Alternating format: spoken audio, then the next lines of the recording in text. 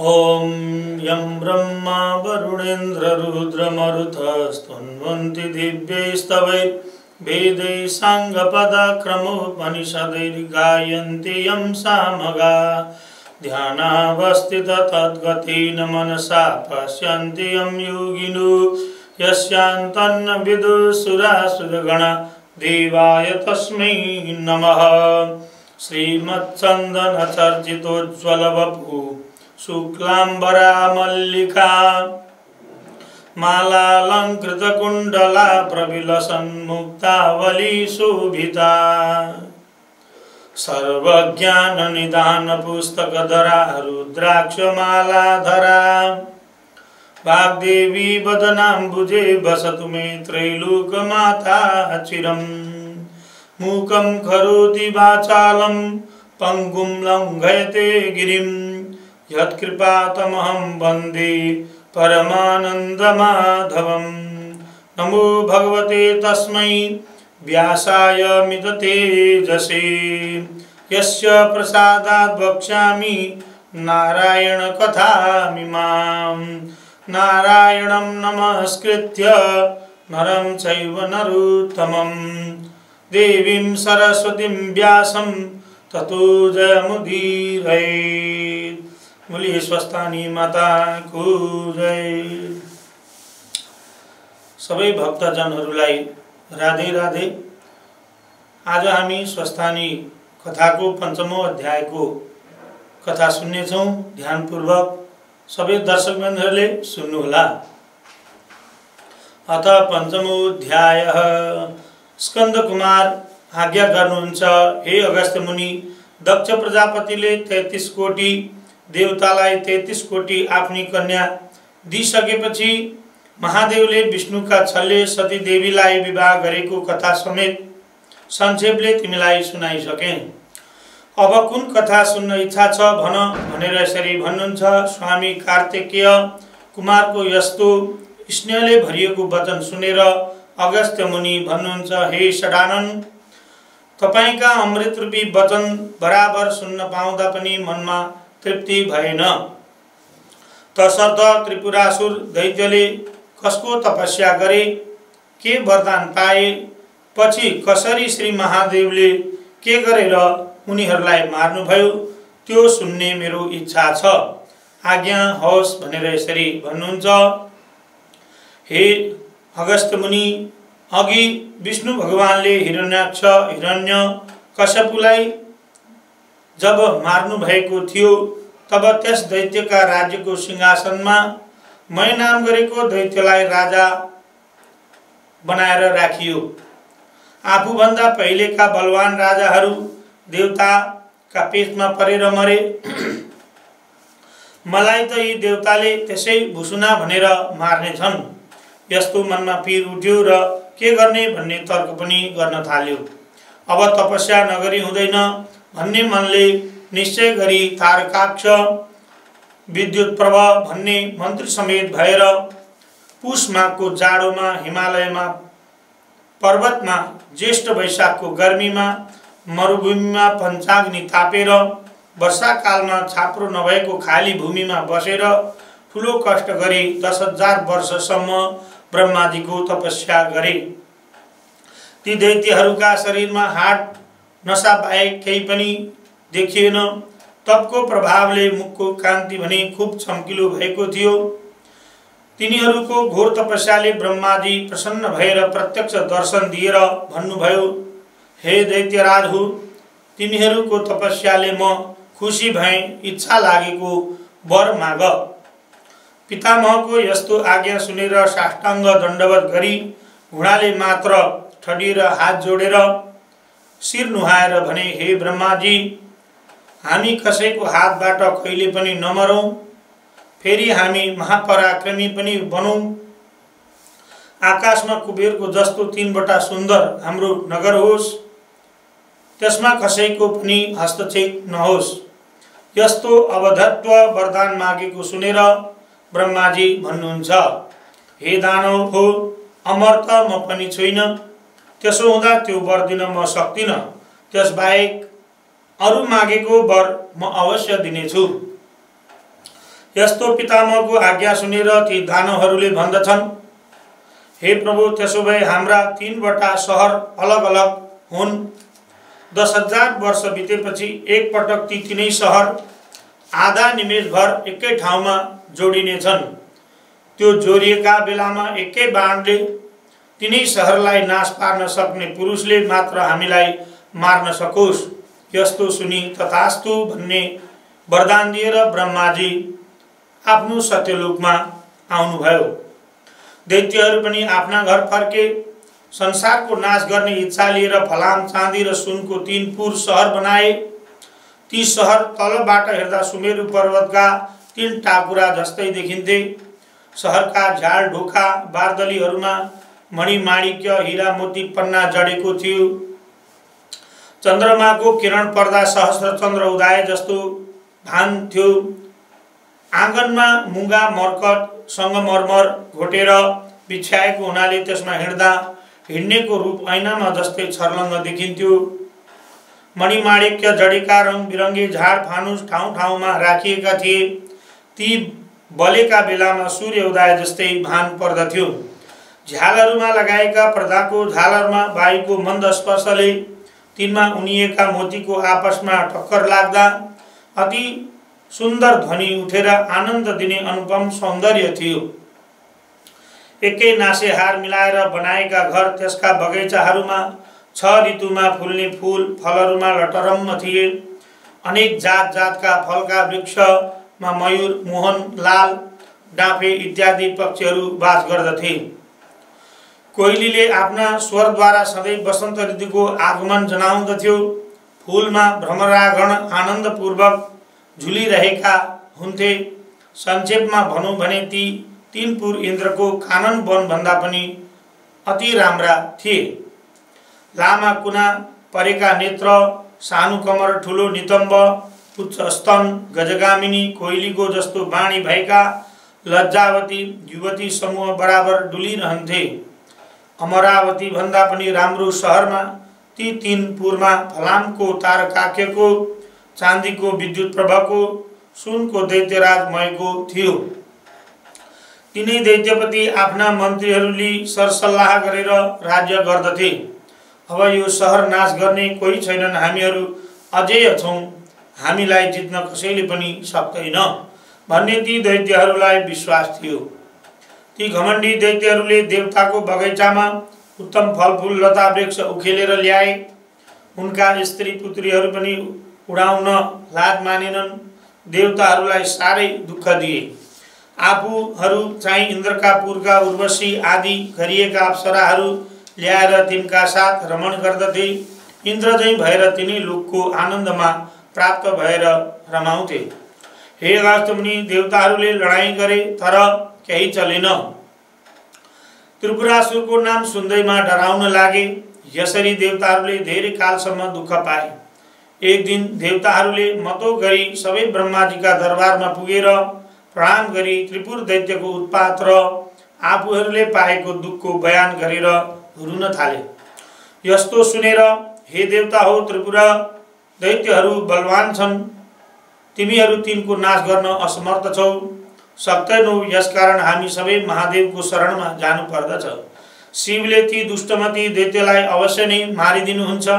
यस्तो वचन सुनेर सबै इन्द्र, चन्द्र, कुबेर, वरुण आदि सम्पूर्ण देवतालाई लिएर ब्रह्माजी कैलाश पर्वतमा जानुभयो। महादेवलाई प्रणाम गरेर स्तुति गर्न थाल्नुभयो। हे जगदीश्वर, नन्दीलाई वरदान दिने, भक्तको रक्षा गर्ने, कैलाशनाथ, आफ्ना मायामा संसारलाई भुलाइराख्ने, यज्ञका अधिष्ठाता, संसारदेखि फरक रहने, विरक्तहरूले ध्यान गरिने, दिशारूपी वस्त्र धारण गर्ने, दिगम्बर, आनन्दलाई तुच्छ मान्ने, सधैँ आनन्द रहने, भक्तलाई वरदान दिने, यस्ता हजुरलाई कोटि कोटि नमस्कार छ।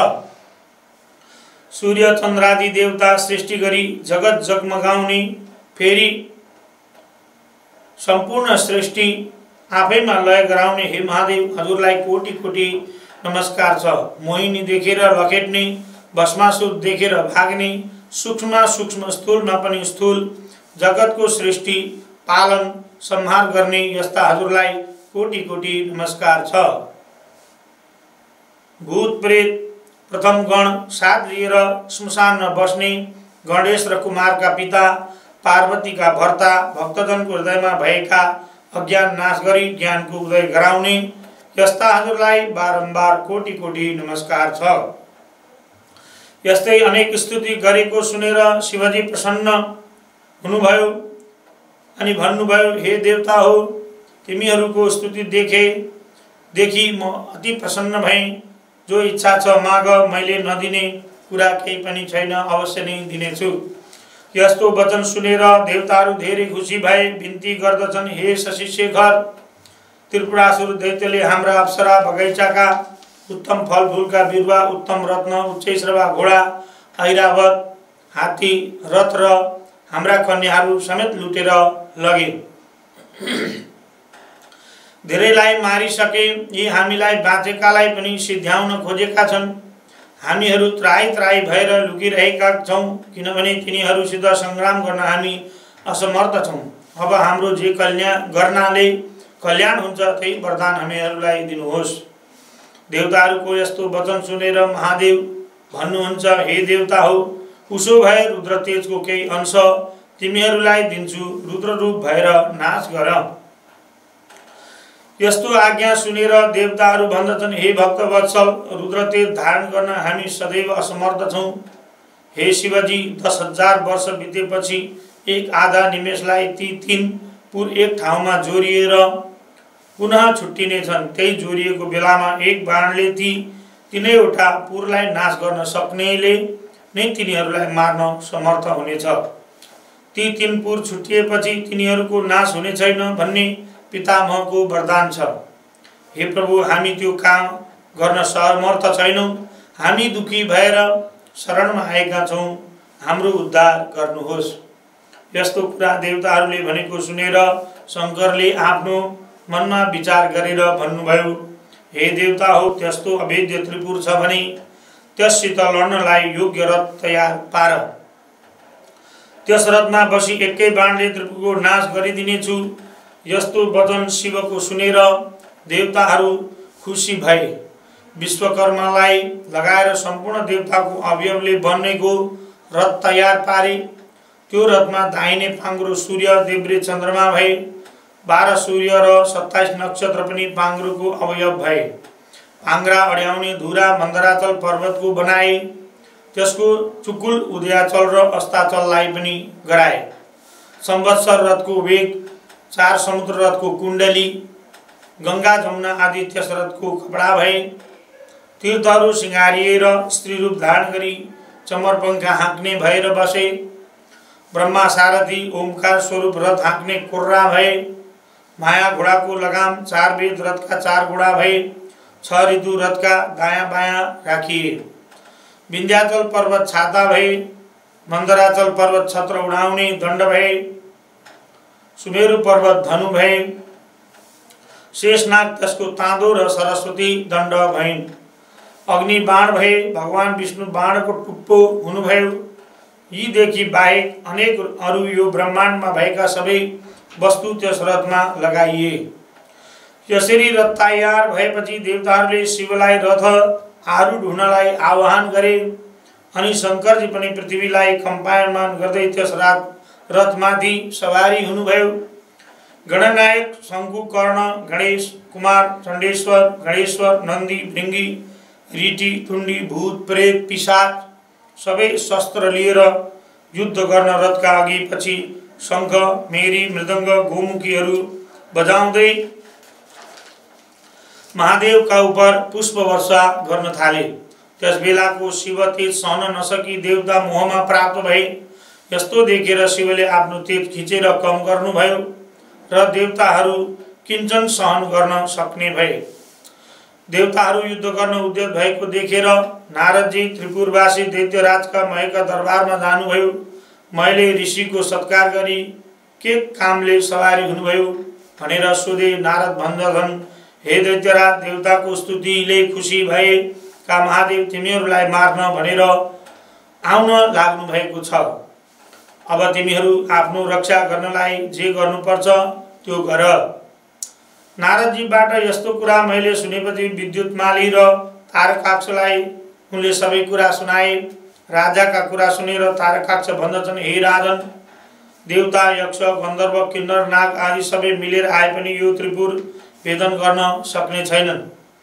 यो अभेद्य छ। तर राजनीतिका साम दाम दण्ड भेदमा जुन नीतिले आफ्नो राम्रो हुन्छ त्यही योग्य लिनु पर्दछ। हामीले पनि आफ्नो कल्याण हुने नीति लिनुपर्छ। मेरो विचारमा भगुवा निर्बल देवताहरूले हामी यस्ता अझै वीर दानव सहित आफ्नो स्वार्थ साधन गर्ने इच्छा लिएर डराउन आउँछन् भने त्यस्तालाई दण्ड दिनै पर्छ। यसमा चिन्ता लिनु कुरै छैन। यति भनेको सुनेर विद्युतमाली भन्दछ, हे राजन, तारकाक्षले भनेको कुरा ठिक हो। बलहीन देवता सङ्ग्राममा टिक्न सक्दैनन्। आफ्नो बलको विचार नगरी लड्न आए भने नासिने छन्। लड्न कसिएर आउँछन् भने लडौँ। सारा देवतालाई जितेर अघिका दैत्यराज हिरण्याक्ष हिरण्यकश्यपको पदमा पुगेर स्वर्ग, मर्त्य, पाताल तिनै लोकको राज्य गर्नुपर्दछ। 14 भुवनको अधिपति भएर हजुरले राज गर्नु। आफ्ना साथी मन्त्रीहरूको कुरा सुनेर दैत्यराजमय भन्दछन्, हे दैत्य हो, तिमीहरूले भनेको कुरा ठिक हो। देवताहरू भन्दा हामी बहुतै बलवान छौँ। देवताको जोर हामीसित चल्न सक्दैन। तर अहिले देवता मात्र छैनन्, सृष्टि स्थिति प्रलयकर्ता महादेव स्वयं रथ लिएर आउन लागेका छन्। यस बेला पुरुषार्थले काम दिँदैन। मेरो विचारले त बलवान शत्रु भएका हुनाले मिलाप गर्नु नै उचित छ। हामीहरूले लडाईँ गर्न अघि सर्नु उचित होइन। हामी सबै महादेवजीको शरण परौँ। महादेवसित मुठ भएर लडाईँ गर्न गयौँ भने अवश्य क्षयमा प्राप्त हुनेछौँ। किनभने ब्रह्मादि देवता पनि जसको शरणमा जान्छन् त्यस्ता महादेवसित लडाईँ गर्न अघि सर्नु मृत्युलाई निम्ता दिनु जस्तो हो। मयको कुरा सुनेर नारदजी भन्नुहुन्छ, हे राजन, तिमीले भनेको बहुत ठीक हो। तर तिमीले आफ्नो तपस्याको फल भोग गरिसक्यौ। अब तिम्रो पुण्य सकियो। सुरवीरदेखि महादेव प्रसन्न हुनुहुन्छ। कायरदेखि कहिले पनि प्रसन्न हुँदैनन्। यत्रो यस आर्जन गरेका वीर भएर कायर झैँ शरण पर्न जानु के उचित हो? हेर, महादेवका हातबाट मारियो भने उनका प्रमुख गण भएर बस्नेछौ। रणमा जित्यो भने तिनै लोकको अकण्टक राज्य गर्नेछौ। नामर्द भएर शरण परे पनि देवताको कमारो भएर बस्नु पर्दछ। दानव जातिका भएर पनि तिमीहरू युद्ध गर्न डराउँछौ। अब तिमीहरू शरण परे पनि देवताको रक्षाको निमित्त नमारी छाड्ने छैनन्। यस्तो नारदको कुरा सुनेपछि तारकाक्ष भन्दछ, हे राजन, नारदजीबाट आज्ञा भएको कुरा नीति सङ्गत छ। लडाईँ गर्नै पर्छ भन्यो। यही कुराको विद्युतमालीले पनि समर्थन गर्यो। मै भन्दछन्, ठिक हो, नारदजीले भनेको लड, वीरले लड्नै पर्छ भनेर उत्तर दिए। मनमा भने आयुष्यहीन भएकाले यस्तै उल्टो बुद्धि हुने रहेछ भन्ने विचार लिएर सैन्य तयार गर्ने आज्ञा दिए। यस्ता लडाईँ गर्ने कुरा निश्चय भएपछि दैत्यराजसित विदा लिएर नारदजी जानुहुन्छ। देवताहरूसित मयका दरबारमा भएको कुरा सबै भने। दैत्यहरू पनि युद्ध गर्ने इच्छा बढी अनेक तरहका शस्त्र अस्त्रले सुसज्जित भएर व्यूह बनाई तयार भए।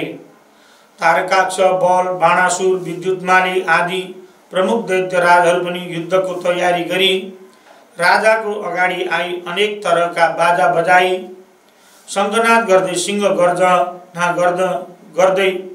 गर्जन थाले। दानव सैन्य नि दानवहरूलाई भयानक देखियो। ऊ रथ आयो, लौ हेर ऊ रथको ध्वजा, यस्तै कुरा परस्पर गर्न लागे। भएर शोक त्याग गरी रिसलाई अँगाले अनेक शस्त्र अस्त्र लिई युद्ध गर्ने निश्चय गरी जस्तै पुतली बत्तीका समीप जान्छ त्यस्तै ती काल प्रेरित त्रिपुरवासी दैत्यहरू शिवरथ कहिले आइपुग्छ भनी उतैतिर आँखा लगाई हेरिराखे। तब पश्चिम सागरका शिरोभागमा रहेका अनेक तरहका ध्वजा पताकाहरूले शोभायमान सुमेरु पर्वत जस्तै रथ देखिन लाग्यो। नन्दीश्वर गणेश्वर आदि शिवगणले सिंहनाद गर्न थाले। दानव सैन्य पनि युद्ध गर्नको निमित्त निस्किए। चण्डेश्वर पनि देदीप्यमान कुठार हातमा लिएर डरलाग्दो मुख बाई शिवगणको अगाडि उभियो। फेरि गणेश्वर देदीप्यमान त्रिशूल समाई शिवतुल्य पराक्रम गर्न इच्छा लिएर आए। गणका अधिपति शङ्कुकर्ण पनि मुसल हातमा लिएर उनको पार्श्वमा गएर उभिए। वीरभद्र नन्दी भृङ्गी आदि गणहरू पनि हतियार लिएर युद्ध गर्न अग्रसर भए। दैत्यका समूह पनि शिवरथ आएको देखि युद्ध गर्न अनेक दिव्य अस्त्र शस्त्र लिएर पुरदेखि बाहिर निस्किए। दुवै थरीले क्रोध गर्दै युद्ध गर्न लागे। महादेवले त्रिपुर दग्ध भए जस्तै देखेर हाँस्दै युद्ध गर्ने आज्ञा दिनुहुन्छ। भृङ्गीले 10 बाण छोडी विद्युत प्रभावलाई भेदन गरे। राता राता आँख पारेर शिलाले ठोक्दा पनि त्यसलाई केही गर्न सकेन। तब श्रृङ्गी र रिटीले विद्युत प्रभावका पृष्ठदेशमा प्रहार गरे। तब त्यसले पनि शूलले पूर्ण फुङ्कार गरी भृङ्गी र रिटीलाई प्रहार गर्यो। उसको वेदना सहन नसकी ती दुवै पलायन भए। तब त्यस दैत्यले गणनायक गणेशका काँधमा 1000 बाणले हानि बेध्यो।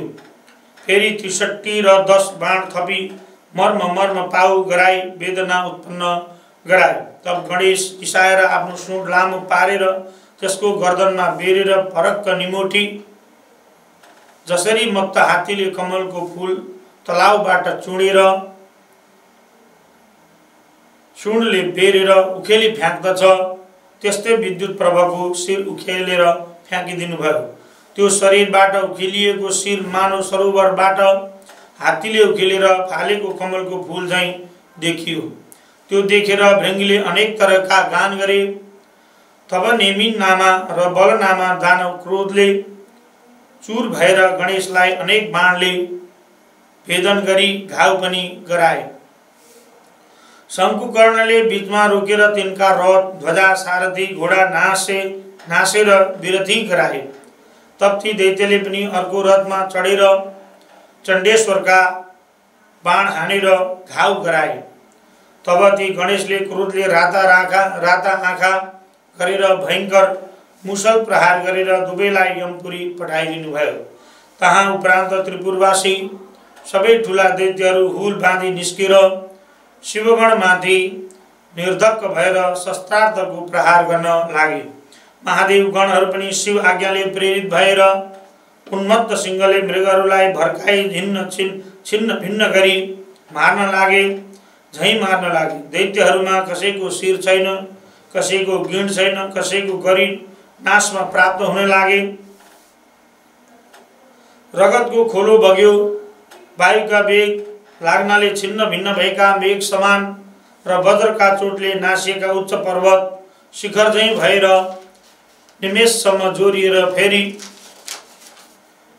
शिखर झैं भएर दैत्यहरू पश्चिम समुद्रमा पर्न लागे। जब नेमी नामा र बलनामा दैत्यहरूलाई शङ्कुकर्णले मारे भनी सुनी तारका नाम दैत्यपुरबाट निस्केर शिवगणमाथि बाण वृष्टि गर्न थाल्यो। गणनायक शङ्कुकर्णले पनि त्यस महाबली दैत्यका शिरमा मुसल प्रहार गरी सिंहनाद गरे। तब त्यो तारकाख्य दैत्य पनि केही गिर्लाकी जस्तो भयो। त्यस्तो बुझी भालाले फेरि त्यसलाई प्रहार गरे। त्यस चोटले भूमिमा गिरे पनि रिसले हत्तपत्त उठी चक्रको प्रहार गर्यो। तब शङ्कुकर्णले पनि मुड्कीले साह्रै ठुलो वेदना हुने गरेर बलले प्रहार गरे। मुड्की खाएपछि त्यसको वेदना सहन नसकी भूमिमा पछारियो र हातमा लिएको श्रेष्ठ आयुधलाई त्यागी मृत्युको प्राप्त भयो। यसरी गिरेको दैत्यलाई दानवहरूले बोकेर मयका भवनमा लगे। सारा वृत्तान्त बताए। विलाप गर्दै रुन कराउन लागे। ती दुखी भएर रुन कराउन लागेका दानवहरूलाई सान्त्वना दिएर मैले मेरो घरमा अमृत कुण्ड छ, त्यसमा दैत्यहरूलाई चोबेर बचाऊ भने। तब ती दैत्यहरू हवस भनी प्रसन्न भएर दैत्यपति तारकाक्षलाई बचाए। मरेका दैत्यलाई पनि बचाइदिएकोमा साह्रै खुसी भएर दैत्यराज मयलाई शिर नुहाई प्रणाम गरे। यसै गरी अरू पनि मरेका धेरै दैत्यहरूलाई बचाए। फेरि त्यो तारकाक्ष बडो बेगले सङ्ग्राम भूमिमा आयो। त्यसलाई देखेर ब्रह्माजीले आफ्नो देब्रे हातले देखाएर महादेवलाई भन्नुभयो, हे महादेव, यो दैत्य अघि मारेको थियो, अहिले त्यो बाँचेर आयो। मैका घरमा अमृत छ, त्यस अमृतले मरेका दानव मैले बचाउने गर्दछ। हे शशिशेखर, त्यसका घरमा अमृत रहेसम्म मरेका दैत्यहरूलाई बराबर बचाउने छ। यसै कारण पहिले एक बाण प्रहार गरेर अमृतलाई सुकाइदिनुहोस्, असल हुनेछ। ब्रह्माको वचन मानेर बाण त्याग गरी शिवले अमृत शोषण गरिदिनु भयो। फेरि हडबडाएर ब्रह्माजी भन्नुहुन्छ, हे देवदेवेश, अब यो स्वर बाण लिनुहोस्। मैले यी त्रिपुरवासी दैत्यहरूसित लडाईँ खूब देखेँ। लड्दा लड्दा आज 10,000 वर्ष बितिसक्यो, तैपनि त्रिपुरको नाश हुन सकेको छैन। अब त्यो बाण चाँडै छाड्नुहोस् अनि यो त्रिपुर नाश होला। अब चाँडै नै यी 3वटा पुर एक आधा निमेषसम्म जोडिएर फेरि तुरन्त छुट्टिनेछन्। जोडिएकै बेला बाण प्रहार गर्नुहोस्। यी पुर सम्मिलित भएर छुट्टिएपछि फेरि बाण छोडे पनि केही हुने छैन। हे भगवान, यदि मेरो बिन्ती लाग्छ र देवताहरू सुखी हुन् भन्ने हजुरको मनमा छ भने त्यो अग्नि सोमयुक्त बाण प्रहार गरेर त्रिपुरको नाश गरिदिनुहोस्। यसरी अधैर्य भएर भनेको ब्रह्माजीका कुरा सुनेर हुन्छ भनेर त्यो उग्र बाण धुनमा चढाई तलमाथि झुकाउनु भयो। दिव्य 10,000 वर्ष पुगेपछि आधा निमेषका निमित्त त्रिपुर जोडिएको बखत शिवजीले आफ्नो योग बलले सारा जगत निश्चल गराएर अग्नि सोमस्थित नारायण रूपी बाण निर्धक्कसित प्रहार गर्नुभयो। बाण धनुषबाट छुटेर गई त्रिपुरको घरहरू डढाउन थाल्यो। धिक धिक कष्ट कष्ट भन्ने शब्द उत्पत्ति भयो। महादेवले मयलाई सम्झाउनलाई नन्दीलाई डाकी हराउनु भयो। नन्दी स भक्तो मम विश्वकर्मा दहेत पुरम तस्य ता समन्निः तथा नलस्तम न दहेत मयश्च शीघ्रम समागच्छ निवारयित्वा। हे नन्दी, तिमी चाँडै गएर अग्निलाई भने त्यो विश्वकर्मा मयलाई नडढाउनु, त्यसको पुरलाई मात्र डढाउनु। महादेवको आज्ञा शिरोपर गरेर आफ्नो तपोबलले वायु झैँ बाणभन्दा पनि चाँडो गएर मयकापुरमा नन्दीले प्रवेश गरे। नन्दी मयलाई खोज्दै जाँदा मय दानव शिवलिङ्ग अगाडि राखेर शिवको ध्यान गरिराखेको थियो। नन्दीले उनलाई बोलाएर भने, तिमीलाई अग्निले दग्ध गर्ने छैन, पोल्दैन। अनि मैले ती गणराज नन्दीलाई प्रणाम गरे। त्यसबेला अग्नि पनि त्यहाँ आइपुगे र अग्निलाई महादेवको आज्ञा नन्दीले सुनाई मयसित विदा भएर हिँडे। तब अग्निले मयलाई पनि, तिमी यहाँबाट चाँडै नै पुर छाडी निस्केर जाऊ। अग्निको आज्ञा मानी सुवर्णमय शिवलिङ्ग हातमा लिएर मय दानव तत्काल पातालमा गए। नन्दी फर्केर सम्पूर्ण विस्तार शिवजीलाई बताउँदछन्। त्यसपछि त्रिपुर डढ्न लाग्यो। त्यसका वेदी गृह बगैँचाहरू नष्ट हुन थाले। दैत्य दानवहरूले रोए कराएको शब्द सुनिन थाले। वस्त्र खुस्केका स्त्रीहरू पनि बाहिर निस्केर कराउने सुनिन थाल्यो, देखिन थाल्यो। सिँगारिएका घरमा रहेका कठोर उच्च स्तन भएका मदले विब्बल नेत्र भएका आफ्ना पतिका प्रिय स्त्रीहरू अग्निको ज्वाला देखेर भयभीत भएका यताउता घरैभित्र दगुर्न लागेको देखिन थाले। पर्वतमा रहेका किन्नर किन्नरी झैँ कोही पति पत्नी अङ्कमाल गर्न लागेको पनि देखियो। कोही भागे, कोही स्त्रीलाई बोकेर, कोही पुत्र पुत्री समेत लिएर सम्पूर्ण भूषणले भरिभराउ भए पनि शिवद्रोही हुनाले आगोमा डढी समुद्रमा खस्न थाले। जो समुद्रमा खसेथे तिनलाई जलमा रहेका जन्तुले मार्न लागेको देखेर आकुल भई फाल हाली मर्न लागेको पनि देखियो। प्रत्यावसाने पदिखेदितानां प्रियैरिवासाम अभिगन्तुकाम सर्वे ततो दैत्यवृषा सवार्याः प्रदयमानास् त्रिपुरो भवेयु। रतिका अन्त्यमा थाकेका तर कामले गर्दा प्रियाका साथमा जाउँ भन्ने इच्छा भएका दानवहरू भार्याले सहित डढी भस्म भए। कोही समुद्रमा जलजन्तुको आहार भए, कोही आधा पिल्सी प्राणहीन भए। यसरी विष्णु सोम अग्निमय बाणले त्रिपुरको भस्म गराई सम्पूर्ण त्रिपुरलाई सागरमा डुबाएर त्यो बाण शिवको हातमा आयो। यसरी त्रिपुरको नाश भएपछि देवताहरू खुसी भएर महादेवको स्तुति गर्न थाले। हे शंकर, जो रौद्र कर्म गरी बक्सनुभयो त्यो अरु कसैले गर्न सक्दैन। दैत्य मारेर त्रिपुर भस्म गरी हाम्रो उद्धार गर्नुभयो, हजुरलाई कोटि कोटि नमस्कार छ। यसरी देवताहरूले स्तुति गरेपछि महादेवले भन्नुहुन्छ, हे देवता हो, मैले तिमीहरूलाई पुत्रवत पालना गर्नु पर्दछ। आज शत्रु मर्नाले तिमीहरूको अभिलाषा पूर्ण भयो। अब तिमीहरू आफ्ना आश्रममा गएर आफ्नो अधिकार ग्रहण गरी आनन्दपूर्वक बस। यस्तो आज्ञा महादेवको भएपछि शिवलाई प्रणाम गरेर ब्रह्मा विष्णु इन्द्रादि आफ्ना आश्रममा जान्छन्। शिवगणले शहीद भएर महादेव कैलाश पर्वतमा पुग्नुभयो। कसैले वर्णन गर्न नसक्ने कथा त्रिपुरदाह मैले भने। जो शिव भक्त प्रसन्न भएर पवित्र भई यस कथालाई पाठ गर्ला, सुनाउला, सुनला, त्यो मनुष्य पापदेखि निवृत्त भएर अन्त्यमा स्वर्ग जानेछ तथा अनेक स्वर्गका भोगहरू पनि भोग्ने गर्नेछ। इति स्कंद पुराणे केदारखण्डे माघ महात्म्ये कुमार अगस्त्य संवादे श्री स्वस्थानी परमेश्वर्या व्रतकथायां त्रिपुर दहन वर्णनम नाम पंचमोध्याय। स्वस्थानी माता को हजुरहरूको कल्याण होस्। नमस्कार।